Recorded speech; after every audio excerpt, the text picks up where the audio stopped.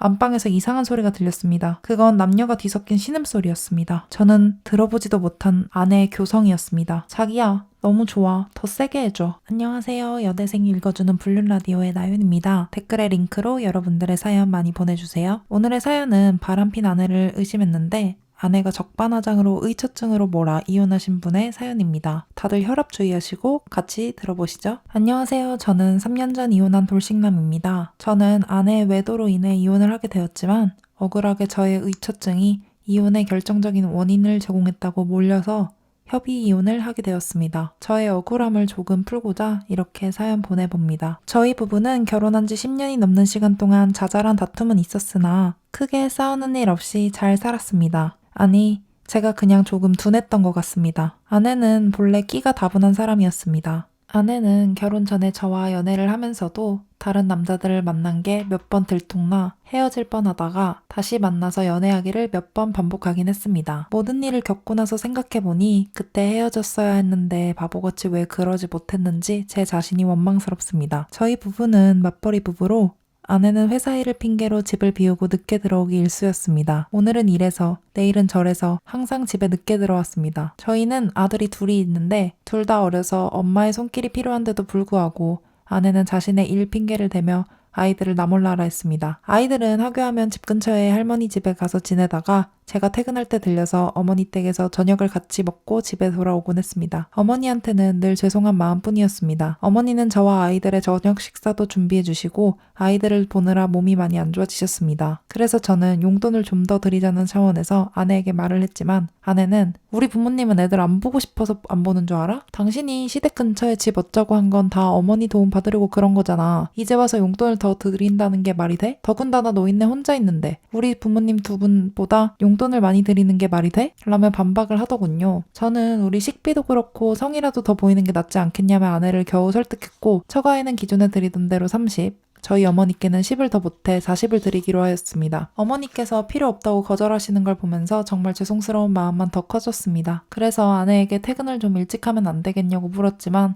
아내는 일이 자기 맘대로 되냐면서 되레 짜증을 부렸습니다. 그때까지도 일하느라 스트레스가 많은 것이라고 생각했습니다. 그 후 며칠 뒤 밤 11시경에 아이들을 다 재우고 역시나 돌아오지 않는 아내를 기다리며 TV를 보고 있을 때 아내에게서 카톡이 왔습니다. 술 한잔 했는데 오늘따라 유달리 보고 싶네. 지금 나올 수 있어? 저는 뜻밖의 내용에 조금 당황했습니다. 지금까지 아내가 이런 적이 단 한 번도 없었기 때문입니다. 더구나 최근에 어머니 용돈건으로 언쟁을 하고 암묵적인 냉정 중이었기 때문에 더욱 이상했습니다. 저는 갑자기 뒷목이 서늘해지는 것을 느꼈고 바로 아내에게 전화를 걸었습니다. 하지만 아내는 받지 않았죠. 그리고 잠시 후 아내에게서 카톡이 다시 왔습니다. 아무튼 무드도 진짜 없다. 에이, 기분 잡쳤어. 전화하지 마. 저는 아내가 다른 남자에게 보내려던 카톡을 잘못 보내고는 저에게 둘러댄다는 느낌이 들었습니다. 그래서 아내가 집에 들어올 때까지 기다렸습니다. 그런데 그날은 평소보다 일찍 오더군요. 아마 자기가 보낸 카톡이 잘못 간 게 찔렸던 모양이었습니다. 그래서 저는 집에 들어온 아내를 붙잡고 말을 했습니다. 도대체 누구한테 보내려던 문자냐?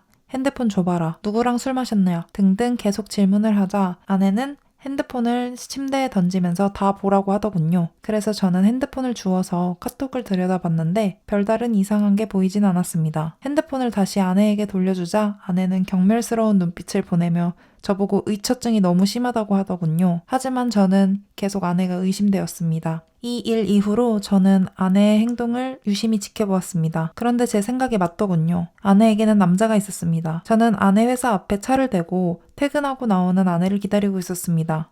아내에게는 알리지 않은 채로요. 아내는 퇴근 후 회사 앞에서 어슬렁거리면서 누군가를 기다리고 있었고 곧 어느 자동차가 아내를 태우고 출발했습니다. 그 차를 놓치지 않기 위해서 계속 따라갔고 결국 호텔에서 내리는 아내와 남자를 붙잡았습니다. 아내와 남자는 굉장히 당황한 표정으로 저를 보더군요. 저는 아내에게 지금 뭐 하는 거냐고 따져 물었습니다. 그랬더니 아내는 매우 뻔뻔한 얼굴로 저에게 이렇게 되묻더군요. 그냥 평소에 업무상 신세를 지는 분인데 간단하게 저녁을 먹으려고 한 게 그리 큰 잘못이야? 그런데 생각해보니까 지금 차를 얻어 타고 온 것 말고는 아무런 증거도 없었습니다. 아내의 질문에 대답할 말이 없더군요. 차라리 조금 더 기다렸다가 호텔방을 들어가는 둘을 붙잡았으면 좋았을 걸 하고 후회가 밀려왔습니다. 옆에 있던 남자도 매우 불쾌함을 표현하고는 아내와 저를 두고 다시 차에 올라타 떠나버렸습니다. 아내는 집으로 돌아오면서 계속해서 저를 몰아세웠습니다. 당신 때문에 쪽팔려서 회사도 못 다니겠다. 의처증이 점점 더 심해진다. 숨이 막힌다 하면서요. 저는 틀림없이 아내가 외도를 한다는 확신은 들었지만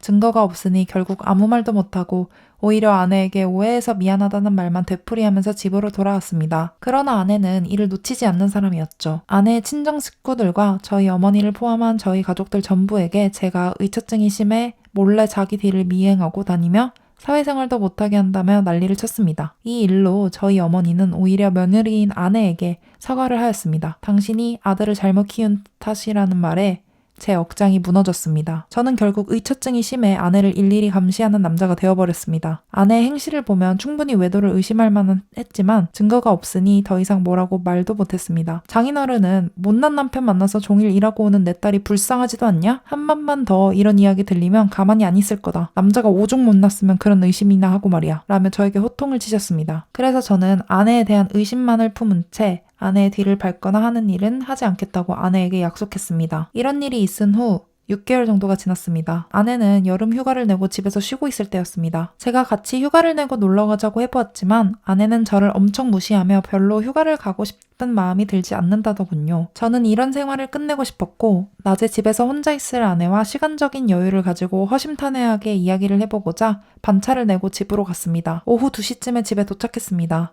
집 비밀번호를 누르고 집에 들어갔는데 거실에 아무도 없었습니다. 저는 순간 아내가 시장을 갔나 하는 생각이 들었는데 안방에서 이상한 소리가 들렸습니다. 그건 남녀가 뒤섞인 신음소리였습니다. 저는 들어보지도 못한 아내의 교성이었습니다. 자기야, 너무 좋아. 더 세게 해줘. 헉헉대며 조르는 아내의 목소리를 듣자 이성의 끈이 끊어졌습니다. 저는 문을 발로 걷어차며 방으로 들어갔고 침대에 뒤엉켜 있던 제 아내와 처음 보는 남자는 비명을 지르며 이불을 뒤집었었고 전 이불을 끌어대리며 욕을 했습니다. 남자는 허겁지겁 침대에서 내려와 바닥에 아무렇게나 벗어놓은 옷을 주섬주섬 주워 입고는 연신 죄송합니다. 잘못했습니다. 를 연발하며 집에서 도망가듯 빠져나갔습니다.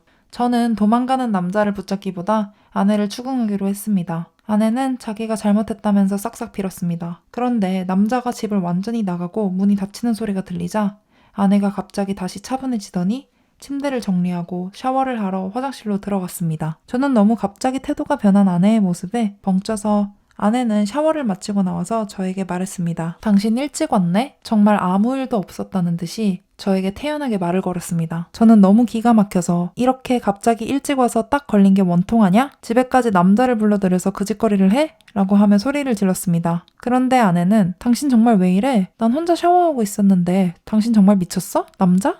무슨 남자? 지금 헛것을 본 거야? 당신 의처증이 너무 심해진 거 아니야?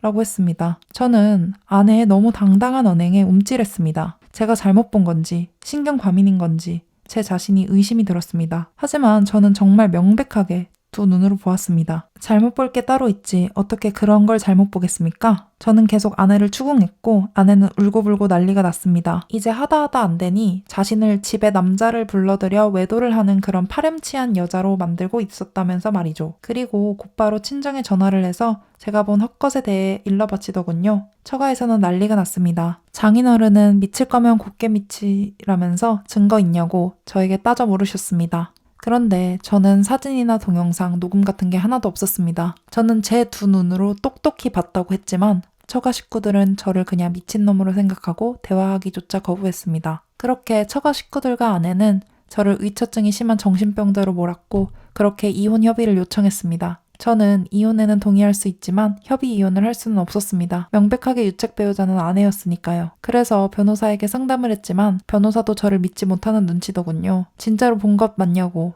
착각 아니냐며 물었습니다. 저는 너무 억울하다고 호소했지만 물증이 하나도 없으니 협의 이혼을 받아들이는 수밖에 없다고 했습니다. 아내는 원래 아이들에게도 애정이 없었기 때문에 양육권도 저에게 넘겼고 대신 양육비를 보내주기로 합의했습니다. 재산도 저의 의처증으로 비롯된 이혼이라는 점을 강조하며 자기가 선심 쓰듯이 재산 분할을 하더군요. 정말 어이가 없었지만 하는 수 없었습니다.